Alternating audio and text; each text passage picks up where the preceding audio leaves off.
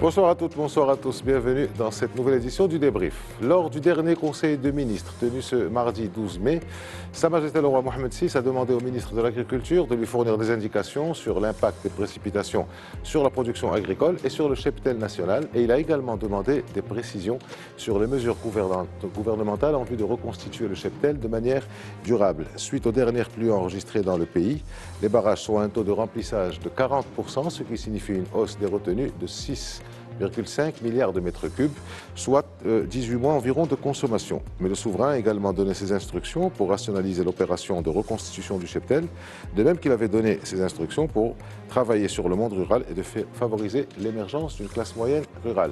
Or, le Maroc est en situation hydrique difficile, cette année étant la 7e consécutive avec une faible pluviométrie, même si les précipitations des dernières semaines ont rendu un peu de couleur à la campagne et aux agriculteurs. Pour autant, un travail de fond doit-il être mené dans la réflexion, la prospection et la résolution. Moins de culture hydrophage peut-être, plus de concentration sur la souveraineté alimentaire, une politique régionale, territoriale, une politique financière, tout ça à mettre en place. Nous en parlerons avec deux spécialistes et acteurs du domaine agricole. C'est Rachid Benali. Bonsoir et merci d'avoir accepté notre invitation. Vous êtes président de la Comader, vous êtes beaucoup de choses, mais vous êtes là, vous êtes en qualité de président de la Comader, la Confédération marocaine de l'agriculture et du développement rural. Merci d'avoir accepté l'invitation et marhaba bik. Merci beaucoup. Marhaba, c'est Hassan Abdelrazek, bonsoir.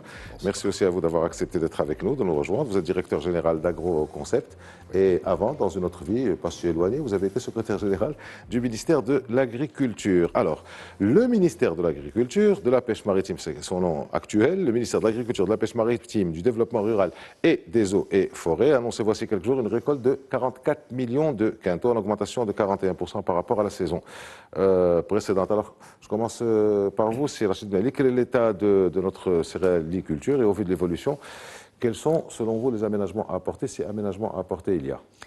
Ben écoutez, tout d'abord, on a démarré avec une très très mauvaise année. On a eu un très mauvais démarrage, des pluies, et on a eu pratiquement 3 mois, 4 mois secs complètement. Donc on a eu, les gens ont semé, ils attendaient, les agriculteurs attendaient un bon démarrage. Malheureusement, ce retard, on a perdu pratiquement tout le début. Donc on a raté un bon paquet, une bonne partie de la production. Par la suite, on a eu des pluies très abondantes, des bonnes pluies là, au niveau du mois de mars et d'avril, ce qui a permis de sauver la campagne. On peut dire qu'on a une campagne quand même qui a été sauvée à pratiquement 50%. C'est-à-dire les cultures qui sont venues par la suite, ou bien des gens qui ont semé plus tard, ont eu des résultats assez intéressants. Et maintenant, on peut dire qu'il y a des endroits qui sont à sec, ils sont à zéro encore, mais pas beaucoup. Mais les autres, on peut avoir des rendements entre 10 jusqu'à des fois même, on peut atteindre même des 30 quintaux à l'hectare, ce qui a permis de sauver quand même pas mal la campagne et a donné plutôt les gens sont devenus optimistes, les agriculteurs, on pense quand même qu'on est en train d'assister à un changement peut-être. Parce qu'il n'y a pas que les pluies, il y a eu aussi les changements climatiques. On est en train de voir, aujourd'hui on est en train de passer un mois de mai très clément, ce qui nous a permis aussi maintenant, si on veut partir d'autres cultures qui sont plus ou moins sauvées et peut-être même de très bons rendements. Je cite par exemple l'olivier, avec une très belle floraison, on est à peut-être des rendements records. Et c'est ça on n'est toujours pas sorti de l'auberge, on attend encore pas du tout, mais quand même, les vents, mais quand même on est sur on est bien parti. Pour l'instant, on est bien parti. Ça n'empêche qu'on est toujours dans mauvais. On ne sait pas réellement ce qui va se passer. Moi, je cite juste l'exemple de 1er mai à Paris, il faisait 30 degrés.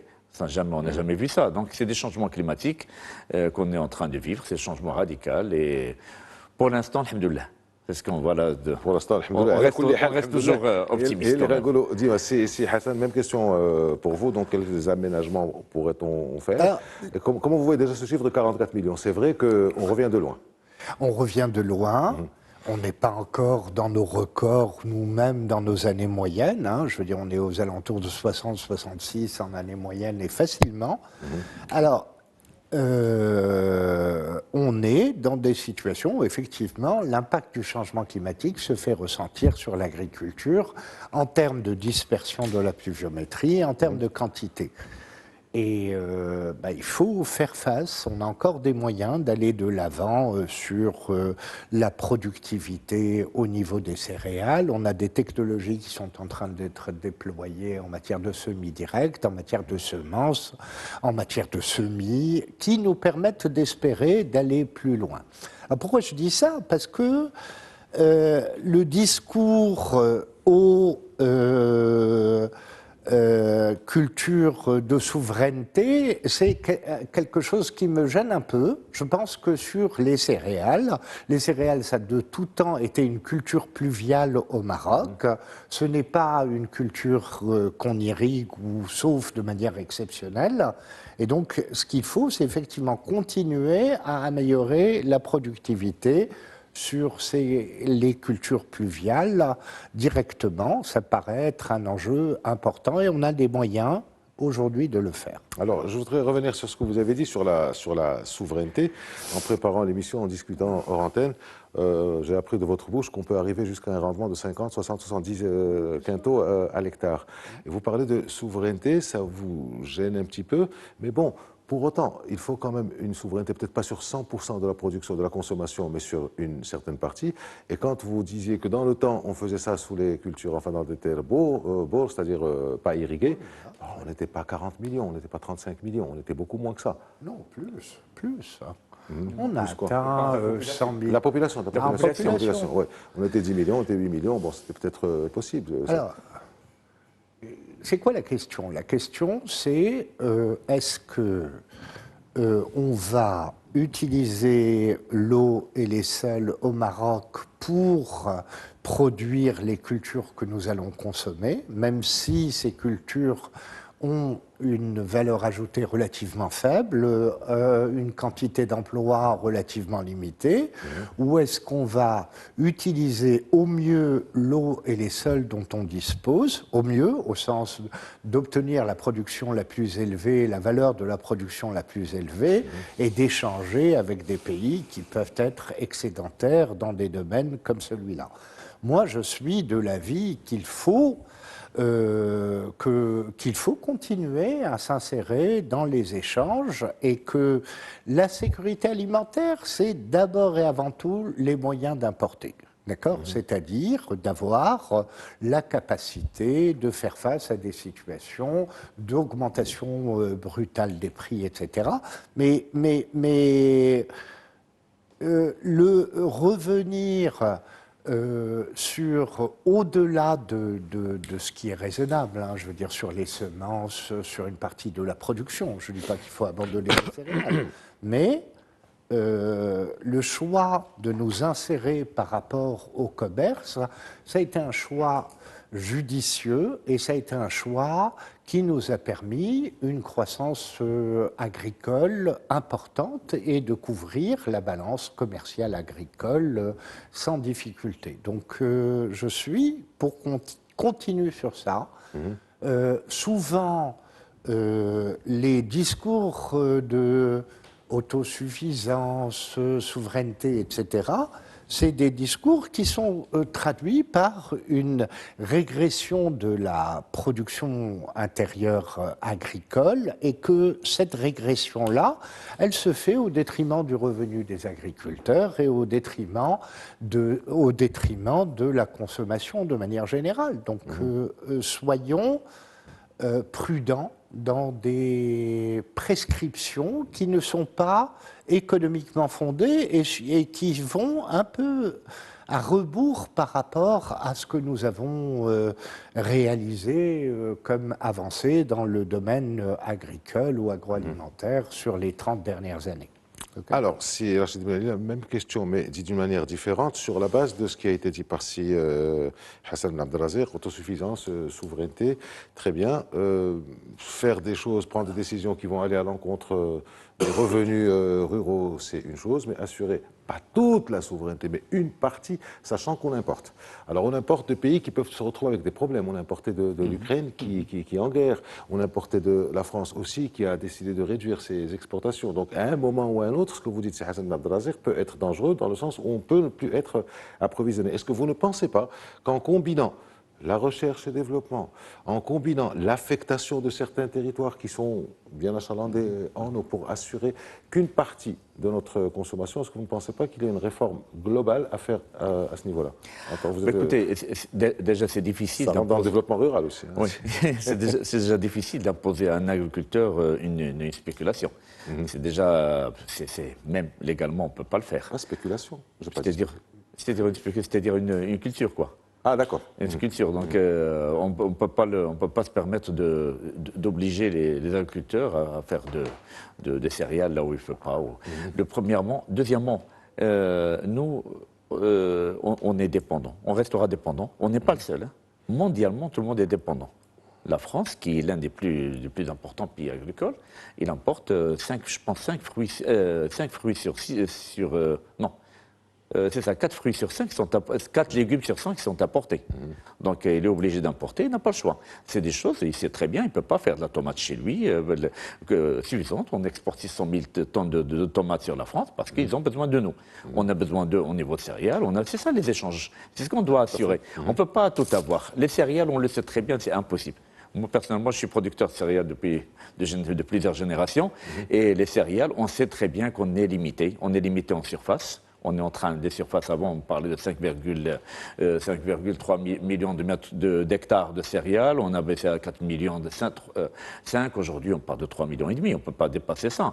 On peut produire, nous, on est arrivé, c'est-à-dire on peut atteindre même 60 quintaux à l'hectare, mais il faut avoir des années exceptionnelles parce que quand on est, d'ailleurs, quand on est dans un cycle pareil, on a vous l'avez bien dit tout à l'heure, des chaleurs au mois de février, des choses comme ça. Et là, par exemple, même l'itinéraire technique, on ne peut pas le respecter. On ne sait même pas, on a une bonne pluie, même pour appliquer de l'azote, on ne peut pas le faire parce qu'on ne sait pas, le lendemain, il y a des températures qui vont passer à 30. C'est ce qui nous arrive aujourd'hui. C'est pour ça qu'on n'arrive pas à produire comme on veut, quand on veut. Maintenant, c'est un choix à faire. Si on veut faire effectivement que des céréales, donner plus d'eau pour les céréales et tout, on va le rajouter, ça ne passe pas. Ça, on ne pourra pas le faire. C'est pas payant. On ne peut pas payer de l'eau de dessalement, on ne peut pas le mettre pour les céréales. C'est évident, pas le dessalement. Même pour le reste, l'eau souterraine, on peut faire de la pomme de terre, de l'oignon, d'autres choses qui sont à forte valeur. Les céréales, on peut les importer. Mais si demain, on n'a pas d'eau et on ne peut pas produire de la pomme de terre ou de l'oignon chez nous, on ne peut pas l'importer. Vu les prix que le Marocain a l'habitude de consommer, ces prix-là n'existent nulle part. On ne peut pas avoir demain de l'oignon à 4 dirhams, 5 dirhams, on ne le trouvera pas sur le marché. Donc si on est obligé un jour d'importer, ça ne sera pas à ces prix-là. Donc il faut passer sur des choses primordiales qu'on ne peut pas importer, on ne trouve pas, et il faut vraiment les assurer. C'est ça ce qu'on assure, une sécurité alimentaire. Maintenant, bien sûr, il faut se diversifier. Il faut, comme on est au niveau des céréales, on est quand même, on importe de 18 pays différents, donc ça nous permet d'avoir, s'il y a un problème au niveau de la mer Noire, on peut l'importer d'ailleurs. Donc c'est un équilibre qui doit se faire. On a besoin de la tomate, on a besoin des fruits rouges, on a besoin ce sont des produits qui emploient énormément de monde. Moi, je vous cite juste 100 hectares de blé, c'est quoi? C'est 5 personnes maximum pour le blé. Mais 100 hectares de tomates, c'est 700 personnes à temps plein. Et c'est ça, donc il y a l'emploi, on a besoin de ça. On a besoin d'un tout, mais on a aussi besoin des céréales, on a besoin de tout ce qui est produit en bourg, on en a besoin parce que nous avons 1 600 000 exploitations, dont la majorité, à 90%, vivent dans ce secteur-là. Donc ils ont besoin de ces produits. On doit trouver un moyen de leur assurer un survie avec l'élevage, avec les céréales, avec les légumineuses, on doit se développer. Donc c'est toute une politique agricole, c'est pas des produits c'est pas des modules qu'on doit faire ou bien on décide, on fait ça. Non, c'est un ensemble. On doit s'occuper de la petite agriculture, l'agriculture solidaire, l'agriculture intermédiaire ou l'agriculture à très forte valeur ajoutée dont on a a aussi besoin. On a quand même, faut pas oublier que l'agriculture nous fait rentrer 60 à 70 milliards de dirhams par an. Et c'est ça. Et on exporte combien? On importe combien en valeur à peu près? C'est-à-dire notre balance commerciale agricole, elle est excédentaire ou la déficitaire? Légèrement excédentaire. Donc on importe plus, on exporte non, plus. on exporte un peu plus. qu'on en importe. valeur qu'on importe. Qu'on importe. Et, Et on ça- exporte en volume moins. Parce qu'on exporte on exporte 600 000 ou 700 000 tonnes de tomates qui nous permettent d'importer des millions de tonnes de blé, céréales. de céréales. D'accord. Donc c'est très très important. C'est pour ça, d'ailleurs, je me permets, c'est un point très important. On a parlé toujours d'un chiffre de l'export d'eau. Oui. Et c'est une réalité, là, quand on dit qu'on importe 8 fois plus d'eau. Parce qu'il nous faut, effectivement, si on veut produire autant de céréales, il nous faut 5 fois plus d'eau. Alors, blati.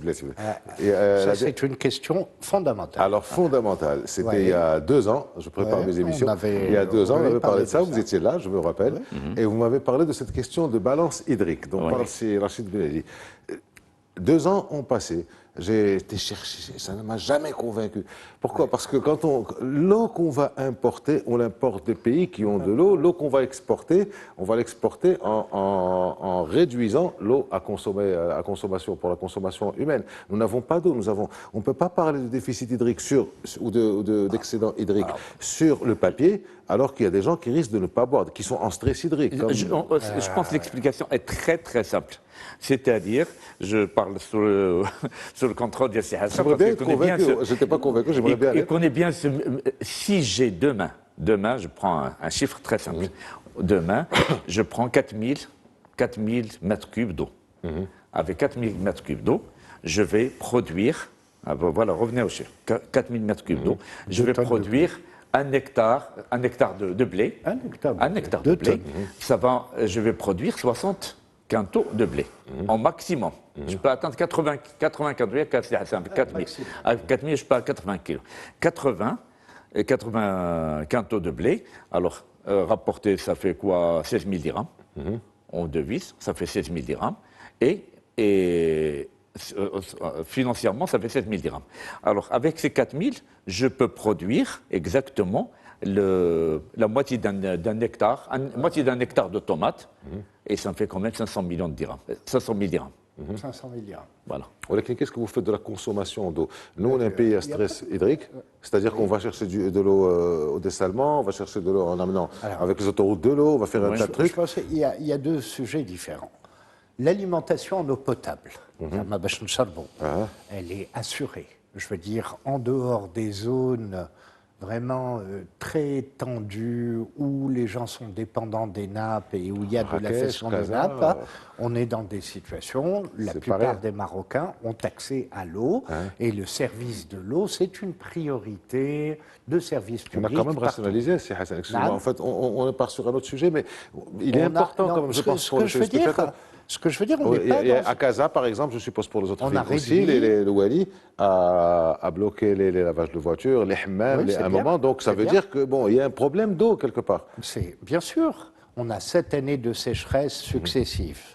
On est dans des conditions de changement climatique et de réduction de ressources. Donc il faut que tout le monde fasse des efforts on ne peut pas continuer de vivre comme si on avait une pluviométrie très élevée ou qu'on était dans les années 60. On n'est pas dans les années 60. On est en 2025 et l'effet du changement climatique se fait sentir. Donc effectivement, ce changement climatique, il y a des pointes et il faut que tout le monde fasse un effort d'adaptation. Je veux dire que ce soit au niveau de l'arrosage des jardins, des piscines, du lavage des voitures, dans le monde entier, en situation de sécheresse, on réduit la Californie, qui est un des pays les plus riches du monde, on a mis en place des mesures de cette nature. Et c'est important, d'accord? Mais ça ne veut pas dire qu'on va arrêter de produire de l'agriculture ou qu'on n'a pas de quoi boire ou se laver. On a de quoi boire et se laver. Et évidemment, il n'y a jamais eu d'interruption de l'alimentation en eau au stade où on ne permettait plus aux gens de boire. On n'est pas dans cette situation-là. Je ne sais pas si on y est, mais dans certains endroits, Alors, on y a été peut-être à Elfo, des il y Agora, a une peut-être. chose importante, et Sa Majesté a eu un discours très très important lors du discours du trône l'année dernière. Écoute, il a parlé à plusieurs reprises. Des choses simples et fortes. L'alimentation en eau potable, on peut l'assurer par le dessalement d'eau de mer. D'accord ? Donc il a annoncé un programme très ambitieux de dessalement d'eau de mer qui nous permet de sécuriser l'alimentation en eau potable des villes. D'accord ? Si on sécurise à partir du dessalement l'alimentation en eau potable des villes, c'est-à-dire que l'eau des barrages et du système des réservoirs mis en place reste disponible pour l'agriculture. Et ça nous permet d'envisager un chemin équilibré dans lequel l'alimentation en eau potable est assurée par le dessalement, et le dessalement est bien adapté, parce que le dessalement est coûteux. Je veux dire, on va sortir à 4, 5 ou 6 dirhams. 6 dirhams, les agriculteurs ont des difficultés à valoriser de l'eau à 6 dirhams. Pour laisser les autres ressources. Alors à l'agriculture qui consomme 80-85%. Tu consommes 50 litres ou 100 litres, c'est ce qu'il se dit. 100 litres, tu vas payer 60 centimes. Hein. Je veux dire, tu n'es pas au même niveau de... Très bien. Et pour l'alimentation en eau potable, donc on a la bonne solution. Si Rachid, vous voulez ajouter quelque chose sur ça ou là on passe au cheptel? Non, il y a pas. Non, juste le terme c'est 80%. Sa Majesté a bien parlé, que Dieu l'assiste, elle a bien parlé sur 80% d'assurer à l'agriculture 80% d'eau nécessaire. D'assurer à 80%. À voilà. 80%. Parce que c'est ce qui. Aujourd'hui, c'est pas le cas. Ça consomme 80% aujourd'hui, c'est pas le cas. Sa Majesté a demandé d'affecter 80%. Au moins, c'est clair. Aujourd'hui, on est très loin de ça. C'est un point très important. Jusqu'à présent, alhamdoulilah, il y avait suffisamment d'eau. D'accord ? Donc il y avait suffisamment d'eau, on faisait des barrages pour répondre à la demande en eau, que ce soit l'eau agricole ou l'eau potable. En fait, sur les 7 dernières années, on s'est rendu compte que nous étions en situation de pénurie. Et la manière dont on a géré cette pénurie, on l'a fait en donnant une priorité à l'eau potable. Mais cette priorité à l'eau potable, elle n'a pas été planifiée, raisonnée. Elle a été faite au cas par cas. Donc on a arrêté d'alimenter des périmètres d'irrigation pour donner l'eau aux villes. Et je pense qu'aujourd'hui, c'est un enjeu majeur de rénovation de la politique et l'orientation de Sa Majesté. Donc finalement, c'est ce qui est en train de se passer. Il y a toute une réforme qui est en train, à bas bruit. Comme toujours au Maroc, on fait des choses extraordinaires, mais discrètement, mais on est en train de changer quelque part. Le problème, c'est qu'on a eu beaucoup de retard. Et le perdant dans ce retard, c'est l'agriculture. Si maintenant, qui était à la base de ce retard au niveau de la station de dessalement de Casablanca, je ne sais pas, je ne veux pas rentrer, je ne veux pas polémiquer sur ce sujet-là, mais qui a perdu, au total, c'est l'agriculteur. Parce que je prends un chiffre très simple. On en a parlé pour la station de Casablanca, ça fait plus de 20 ans, je pense. 15-20 ans, on parle de ça. Les 10 dernières années, Casablanca a consommé 3 milliards de mètres cubes d'eau. Les 3 milliards ont été 300 millions fleurs, c'est ce qu'on dit. 300 millions, c'est ça. Et les 3 milliards ont été pris sur les réserves du complexe El Massira, El Hansali et Belouidan. Ces 3 barrages sont à sec. Qui a payé les pots cassés? C'est l'agriculture de la région de Bni Mellal, c'est le Doukala, périmètre Doukala, c'est le périmètre de Chaouia, c'est eux qui ont payé les pots cassés. Aujourd'hui, on se retrouve, le dernier chiffre qui a été lancé par les agrumes, on a perdu le tiers de nos agrumes, ont été arrachés. Sur une surface de 129 000 hectares, on se retrouve avec 90 000 hectares aujourd'hui. On a perdu quand même 40 000 hectares des agrumes. Ça parce que les agrumes ont été... Mais sinon, pour d'autres agricultures, ils ont perdu et on a beaucoup d'agriculteurs qui souffrent énormément, financièrement, économiquement, parce qu'ils ont perdu l'euro. C'était le seul moyen. Je comprends que c'est le seul moyen aujourd'hui, mais il fallait penser avant.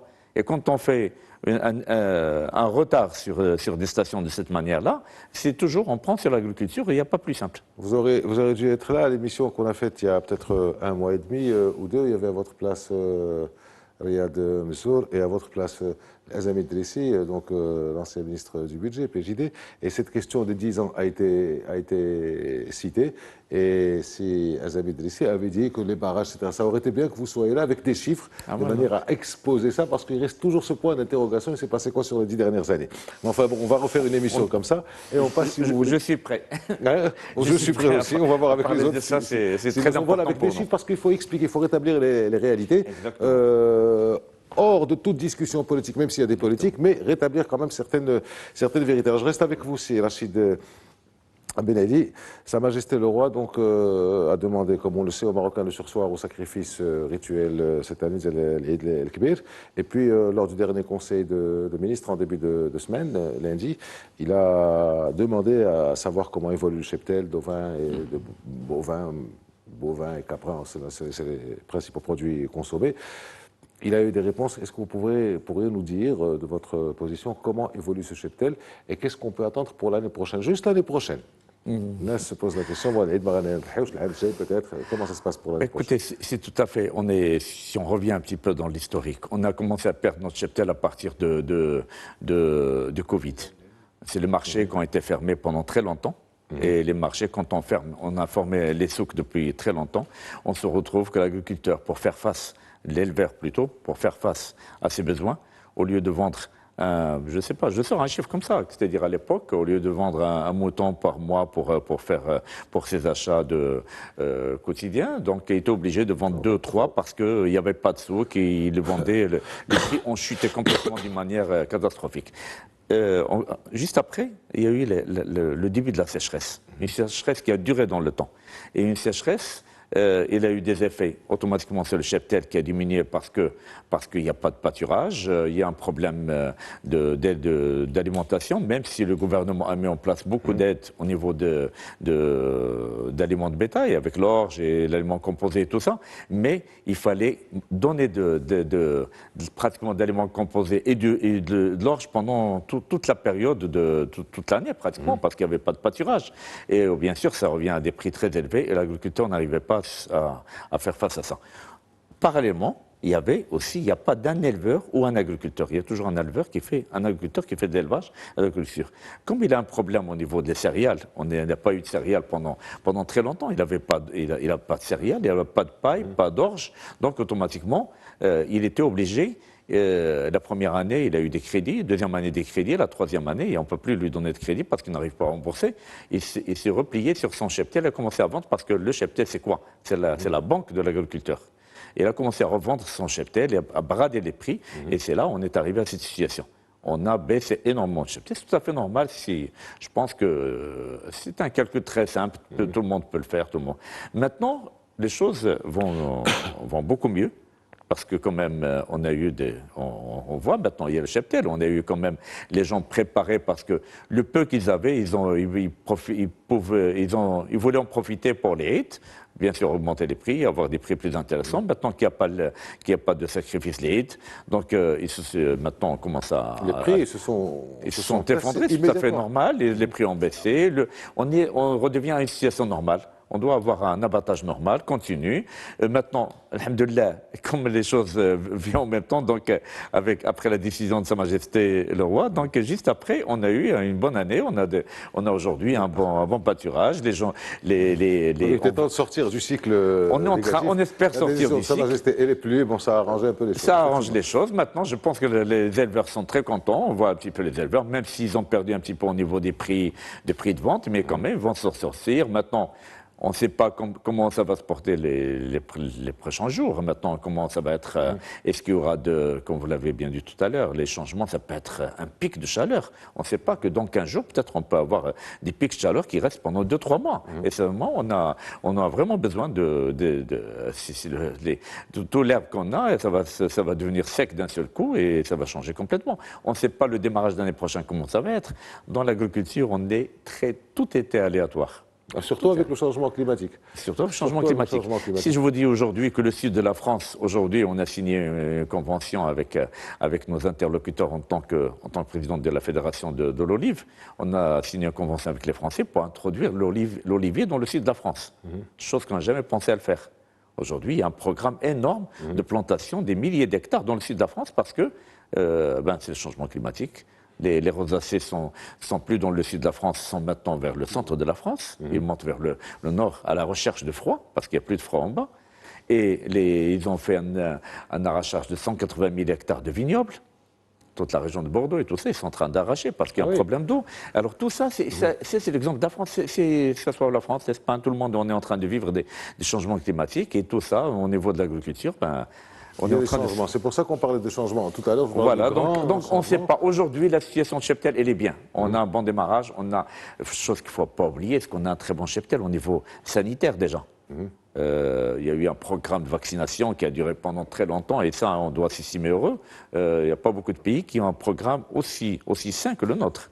C'est un programme qui est très bien. Donc, avec si jamais on a le cycle qui redevient normal, le cheptel va être reconstruit très très rapidement. Alors, avant d'arriver, de revenir vers vous, Hassan Ben Abdelrazek, il y a des choses qui ne trompent pas sur le changement climatique. Par exemple, il faisait plus froid à Kazakh, à Montréal en novembre 24. Il faisait plus chaud à Montréal quelques jours. À Montréal qu'à Marrakech en juillet 24. Donc, il y a 2 ans, on traversait la Loire, la très large Loire, à pied sec.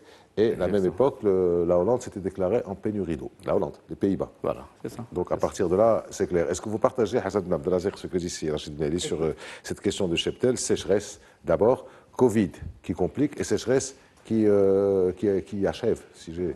Moi, je dirais une chose relativement simple, c'est qu'on avait une organisation de la production animale, du cheptel, surtout ovins et caprins, qui était fondée sur l'exploitation des parcours, élevage naisseur, etc., etc.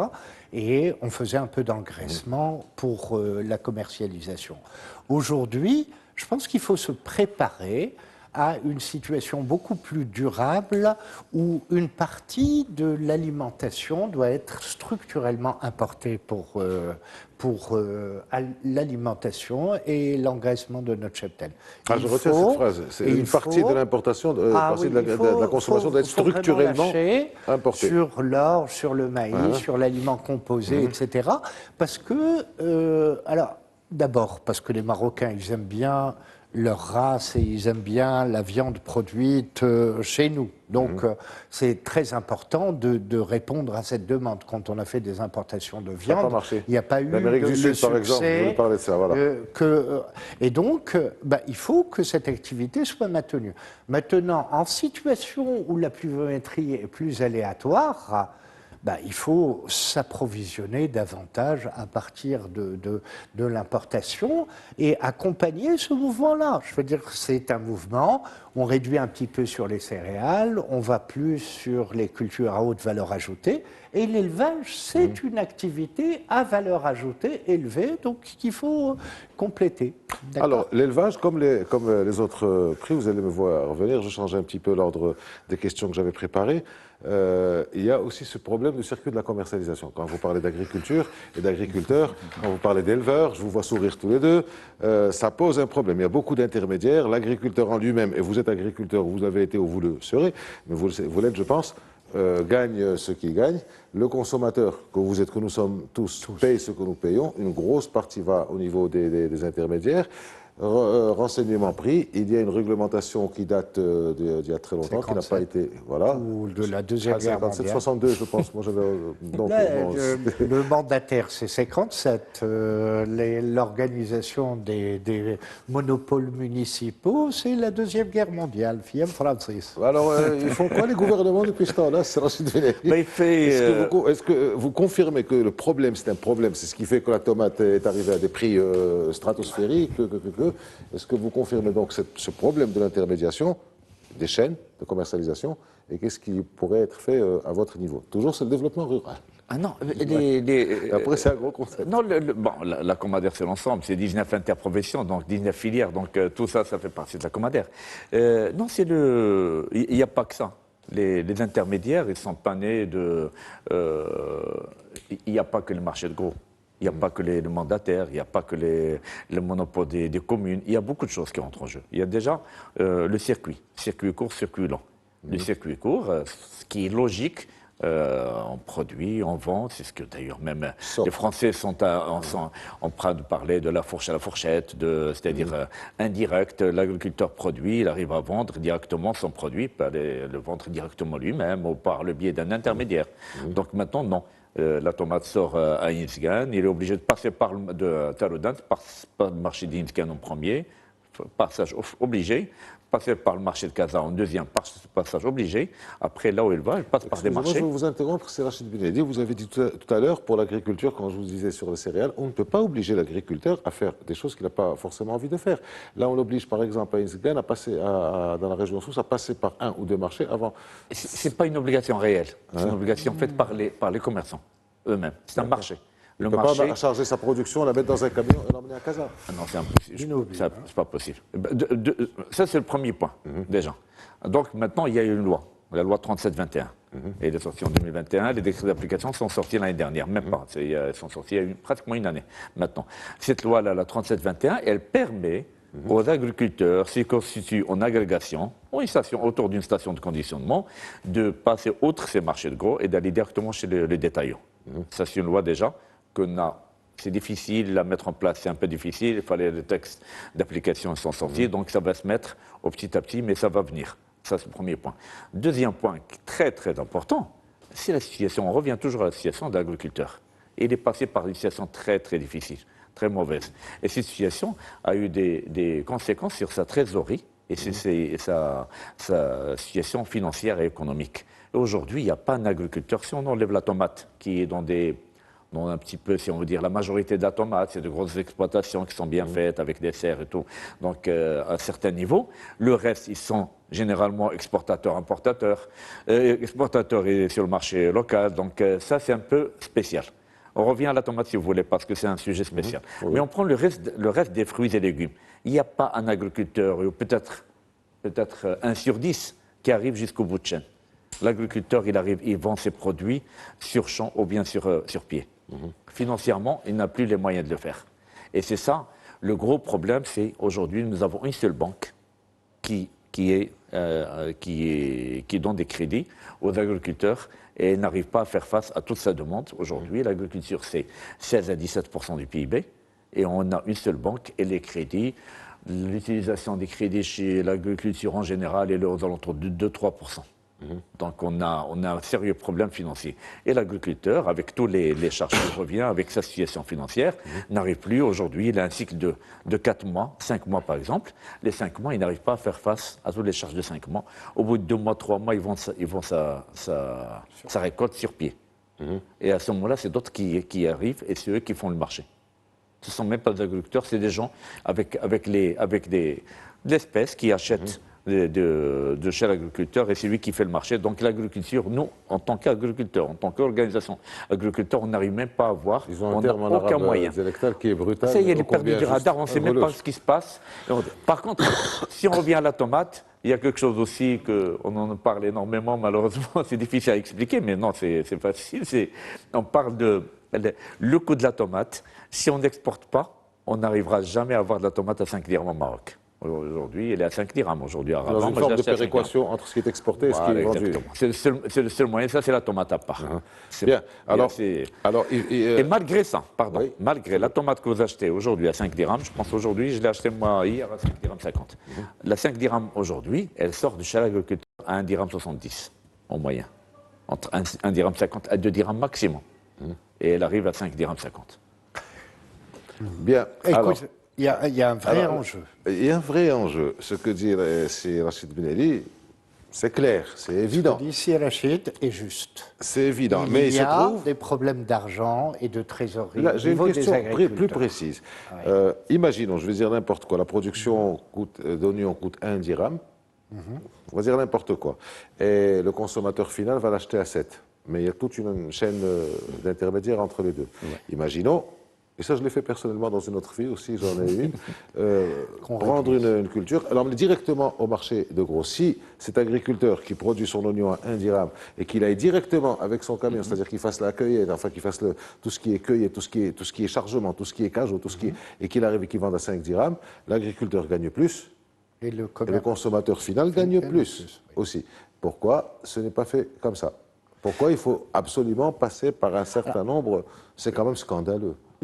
Alors, scandaleux, Le je ne sais terme est pas. fort. La Je réalité, sais. c'est qu'on a hérité d'un système qui fonctionnait ce qui valait ce qu'il fallait, dans lequel les agriculteurs commercialisaient localement et on avait des acheteurs qui prenaient la production et allaient la porter sur le marché et sur le carreau était revendu aux distributeurs. D'accord? Donc, qui était le modèle traditionnel, c'est-à-dire l'agriculteur ramenait sa production jusqu'au souk et tu avais un commerçant qui achetait sur le souk, qui le ramenait en ville et le distribuait à travers le marché aux détaillants. D'accord?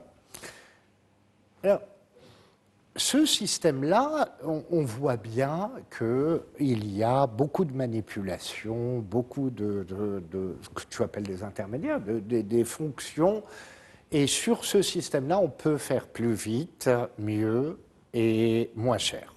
Alors, il me semble, ce qui s'est fait, c'est qu'on a assis une partie de la fiscalité locale sur le commerce. C'est-à-dire que les communes ont décrété que les marchés de gros devaient payer des taxes et pour s'assurer de ces taxes-là, ont institué un monopole dans leur municipalité. Tu ne peux pas commercialiser si tu ne passes pas par le marché de gros. Et le marché de gros, tu as des taxes à payer, etc. etc. C'est pas très incitatif et ça ne permet pas un certain nombre d'améliorations sur les problèmes de qualité, de traçabilité, d'amélioration de logistique, etc. D'économie libérale aussi, en général, dans une Non, économie mais libérale, je on veux fait dire, ce qu'on veut dans le cadre de la loi, quand la loi n'est pas restrictive. C'est pas libéral ou pas. Ici, on impose un monopole territorial pour la commercialisation. Donc tu es obligé, comme a dit, tu ramènes ta production à Isgan, elle est reprise en camion, elle est renvoyée sur Casa, et une fois qu'elle est à Casa, elle est reprise pour être envoyée à Mohamedia ou être envoyée à Rabat ou sur un autre débouché, et à chaque fois, tu es obligé de passer par le marché de gros, etc. Moi, à mon avis, aujourd'hui, il y a de la place à faire beaucoup plus sur la grande distribution. D'accord? Aujourd'hui, sur la grande distribution, elle est demandeuse d'accompagner les agriculteurs pour pouvoir garantir des pratiques des pratiques phytosanitaires appropriées pour pouvoir garantir et suivre la traçabilité. Et ça nous paraît être un vecteur de modernisation de la commercialisation très important. Et il faut vraiment encourager très vivement ces relations directes entre les agriculteurs ou leurs groupements et la grande distribution. La grande distribution, ça a été un vecteur de modernisation de la commercialisation très important. Et il faut qu'on le mette au service des consommateurs et des producteurs. Alors il y a cette solution qui serait une forme de coopérative. Enfin, on voit ça un petit peu en France, on voit ça un petit peu en Espagne, où il y a un circuit direct entre le consommateur, entre le producteur et la grande distribution. Oui. Mais C'est la loi. C'est la loi 37-21. voilà, mais il peut y avoir aussi peut-être une autre solution, mais il nous reste 1 minute et demie, c'est Rachid Soukhir. La régionalisation, est-ce qu'il n'est pas moyen de faire des réglementations par région, sachant que la région Tlegherbe n'a pas forcément les mêmes contraintes que celle de Draat Filet. Au niveau de la distribution, on n'a pas de problème. C'est la même chose. Il n'y a pas de problème. Pour la régionalisation, ce n'est pas ça qui va changer. C'est en global, c'est les mêmes problèmes, on les a partout. Si on arrive à appliquer cette loi 37-21, en plus du prix, on voit aussi très important qu'on a oublié, traçabilité, côté sanitaire dont vous avez parlé, c'est Hassan, et aussi un point sur le gaspillage. Oui. Alors, imaginez, une caisse de tomates. Il faut faire une émission sur ça, le gaspillage. Une caisse de tomates. Et aujourd'hui, on demande que la tomate, que ce soit un produit noble. C'est un fruit qui est noble. Il faut des cajots de 5 kilos, 6 kilos. Aujourd'hui, il est dans des caisses de 30 kilos. Et arrivé à 30 kilos, quand il descend à Insgan, il remonte dans un autre camion, va à Casa, il descend, il va dans un camion, il arrive à Rabat. Et s'il n'est pas vendu, il va à Slan, et après il va chez le distributeur. Généralement, on perd 5 kilos. Déjà. 5 kilos qu'on jette. Et ça, nous, on a fait une étude au niveau du Conseil de la concurrence sur ce point-là. On gaspille quelque chose comme 25% post-récolte, à sortie de ferme. Jusqu'au consommateur final, la moyenne est de 25% de perte. Si on ramène ça Je n'ai pas à dit l'eau, que Sir Rachid Ben Ali est aussi membre du Conseil de la concurrence. si on ramène ça à l'eau, on doit perdre quelque chose comme 1 milliard de mètres cubes d'eau annuellement qui est jeté. Et en coût Alors, de c'est énorme. transport. Et en coût de transport. En coût de transport. Merci, c'est très important. Et en nombre énergie, de en tout. manipulations. L'idée, c'est de pouvoir directement de la station de conditionnement des agriculteurs Chez le vers détail, la distribution, une seule transaction, la certitude que tu sais où est-ce que tu as acheté, qu'est-ce que tu as acheté, de quelle qualité, et tu perds moins. Alors je crois on a pris rendez-vous pour une émission sur cette question des 10 dernières années, ce qui s'est passé. Et puis aussi, il faudra organiser une émission sur cette question de gaspillage. Il y a un avis du CESE qui est sorti il y a quelques mois, enfin il y a 1 ou 2 mois. Revenir un peu sur cette question de gaspillage qui est aussi révoltante, pour reprendre un autre terme assez important comme scandaleux. Hassan Abdelazir, merci d'avoir répondu à nos questions. Rachid Ben Ali, merci d'avoir accepté d'être avec nous. Merci à vous de nous avoir suivis et à la semaine prochaine.